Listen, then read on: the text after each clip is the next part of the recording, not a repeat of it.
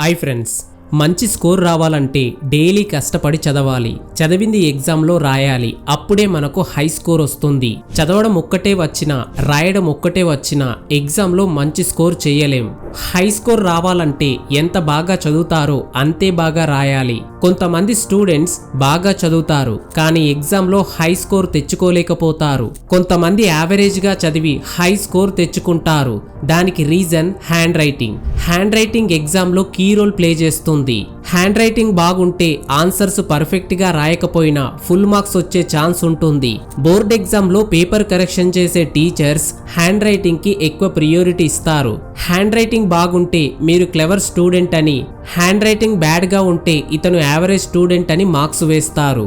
So మంచి score తెచ్చుకోవాలంటే hand writing improve చేసుకోవడం చాలా important. Friends, hand writing improve చేసుకోవడానికి 7 బెస్ట్ టిప్స్ చెప్తాను. వీటిని ఫాలో అవ్వండి. కేవలం 7 days లో మీ హ్యాండ్ రైటింగ్ 100% ఇంప్రూవ్ అవుతుంది.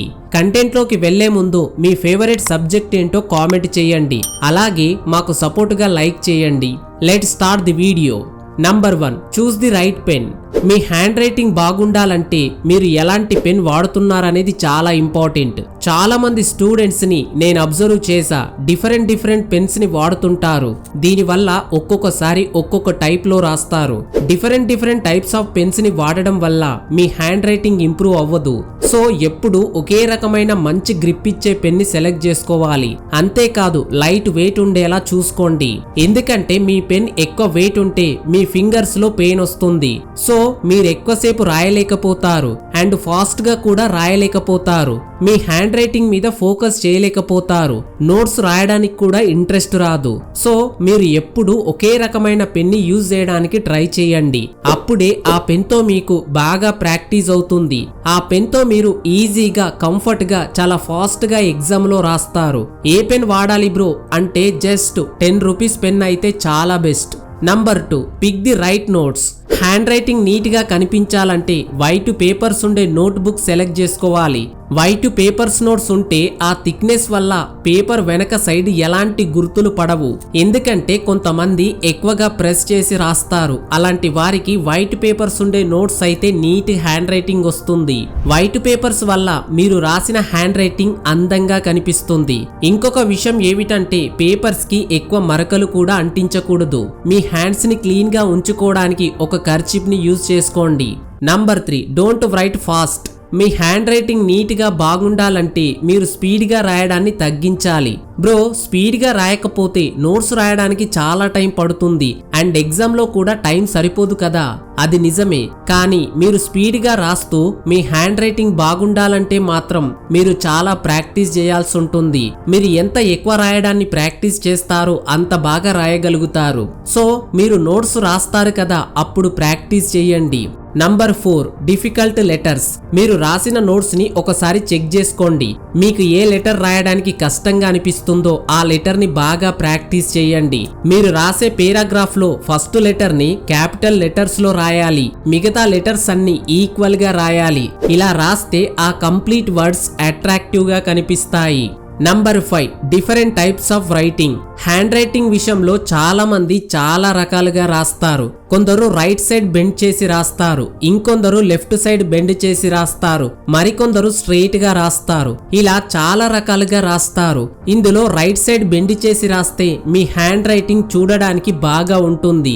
లేదా స్ట్రెయిట్ గా రాయండి, కానీ లెఫ్ట్ సైడ్ బెండ్ చేసి మాత్రం రాయకండి, అది బ్యాడ్ హ్యాండ్ రైటింగ్. ఇలా left side, right side, straight గా రాయడానికి మెయిన్ రీజన్ మన నోట్స్. అంటే నోట్స్ ఏ యాంగిల్లో పెట్టుకొని రాస్తున్నామనే దానిపై డిపెండ్ అయి ఉంటుంది. కొందరు స్ట్రెయిట్ గా పెట్టుకొని రాస్తే స్ట్రెయిట్ గా వస్తుందని అనుకుంటారు, కానీ రాదు. మరికొందరు టేబుల్ పైన నోట్బుక్ ని పడుకోబెట్టి మరీ రాస్తారు.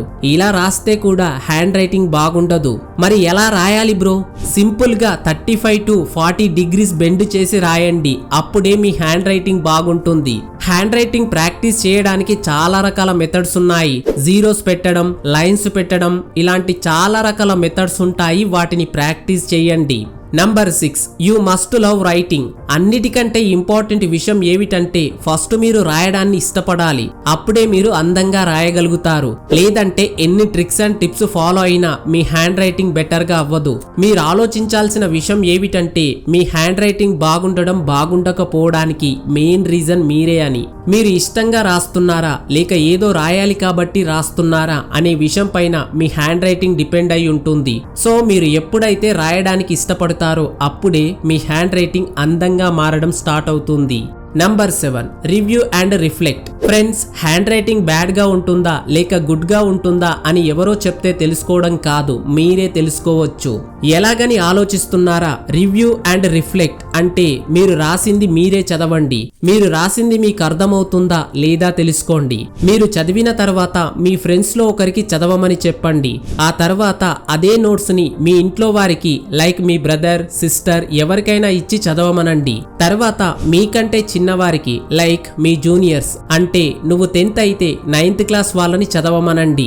వీరందరికీ నువ్వు రాసింది సింపుల్ గా అర్థమైతే నీ హ్యాండ్ రైటింగ్ బాగుంటుందని అర్థం, లేదంటే నీ హ్యాండ్ రైటింగ్ బ్యాడ్ గా ఉందని అర్థం.